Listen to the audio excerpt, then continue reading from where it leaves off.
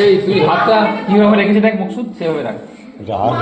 হ্যাঁ, হাতগুলো মাঝে ওরকম ফাঁকা থাকবে, ফাঁকা। হ্যাঁ, হাতটা এবার ঠেকা। হ্যাঁ, এই দেখ, হাতটা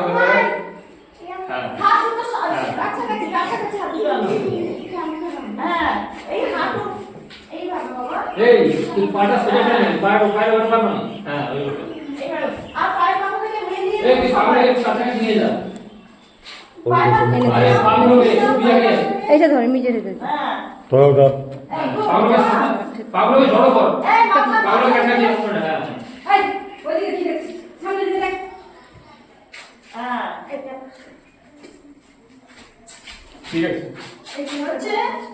বাস।